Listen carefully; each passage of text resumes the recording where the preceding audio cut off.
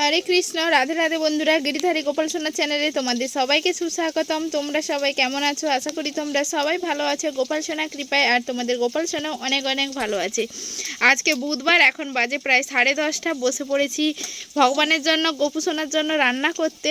আজকে গোপু সোনার জন্য একদম নিত্য নতুন একটা রেসিপি নিয়ে এসেছি। আর খুব সুন্দরভাবে একদম নতুন রেসিপি এবছরের গোপু সোনাকে ভোগ দেবো। বাবু, এটা রেখে দাও।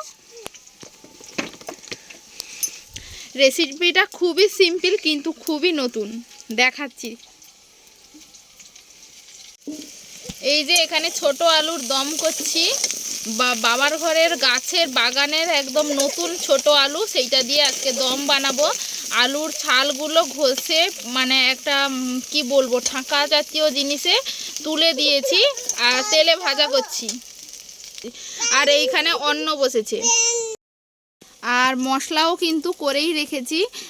এখানে এই দমে মশলা দেবো আজকে আদা বাটা, জিরে বাটা, ধনে বাটা, কাজু বাদাম, টমেটো, ক্যাপসিকাম সব একসাথে পেস্ট করেছি। তার সাথে একটু সবজি মশলা, একটু পানমৌরির গুঁড়ো, এলাচ, দারচিনি, লবঙ্গ, গোলমরিচ, এই সবগুলো একসাথে একদম পেস্ট করে ফেলেছি মিক্সিতে।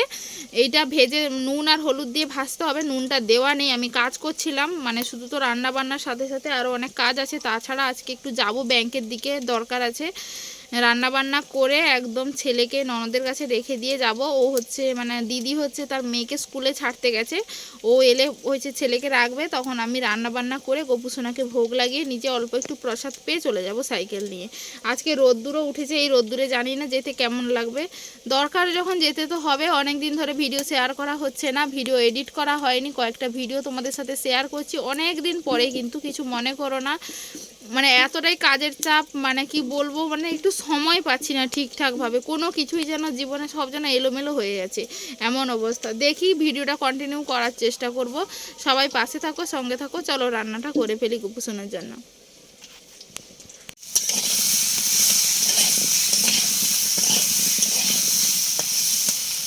আলুগুলো মোটামুটি ভাজা হয়ে গেছে। এবারে মশলাটা এর উপরেই তুলে দেবো, আর আলুটা আর নামাবো না।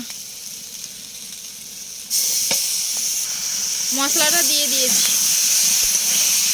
মশলাটা আলুর সাথে ভালো করে কষিয়ে নেব।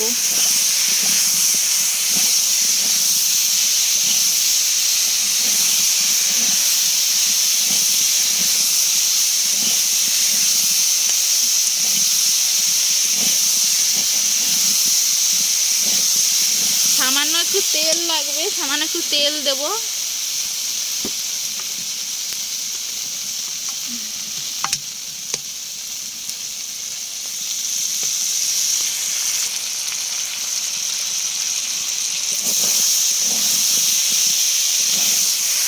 মশলাতে একটু জল দেব।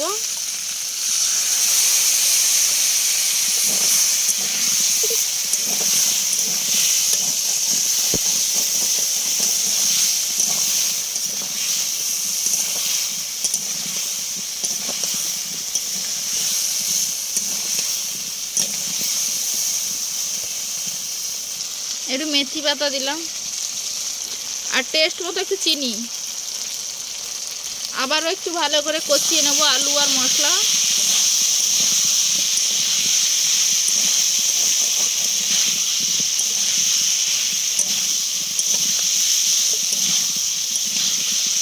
আলু কিন্তু 50% প্রায় সেদ্ধ হয়েই গেছে কিন্তু,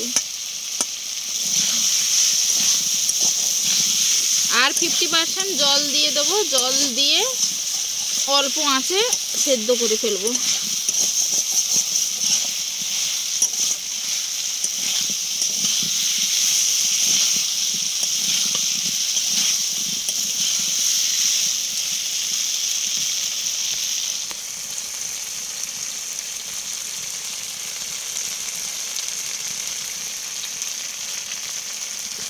মশলা কষানো রেডি হয়ে গেছে। এবারে জল তুলে দেবো।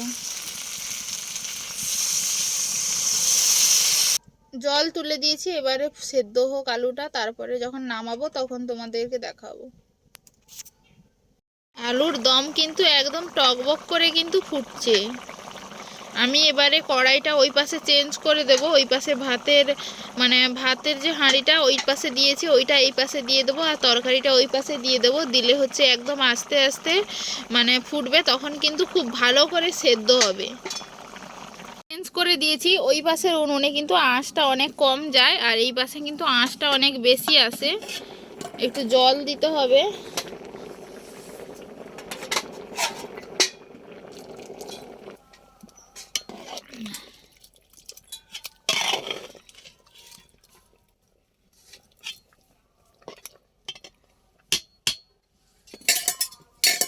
আর ওই পাশে দেখেছো একদম আস্তে আস্তে করে কিন্তু ফুটছে। আলুর দম একদম রেডি হয়ে গেছে। শেষে নামানোর সময় একটু বেশি করে ঘি দিয়ে দিলেই কিন্তু হয়ে যাবে। আমি কিন্তু ঘিটা দিয়ে দিয়েছি। আলুর দম কিন্তু ঘি ছাড়া একদমই ভালো লাগে না। যাই হোক, আজকে তো একটু বেরোবো, তাই জন্য এক তরকারি ভাত মোটামুটি গোপুসোনাকে ভোগ লাগিয়ে দিয়েছি। এখন হচ্ছে তোমরা প্রসাদ দর্শন করো। প্রসাদ দর্শনে কিন্তু দুর্ভোগ কাটে। যাই হোক, ভিডিওটা এখানেই শেষ করছি। ভিডিওটা ভালো লাগলে অবশ্যই লাইক কমেন্ট শেয়ার করতে একদম ভুলো না। আমাদের চ্যানেলে নতুন হয়ে থাকলে অবশ্যই পাশে থাকা সাবস্ক্রাইব বাটনটি অন করে পাশে থাকো এবং সঙ্গে থাকো। দেখা হচ্ছে কিন্তু নেক্সট ভিডিওতে।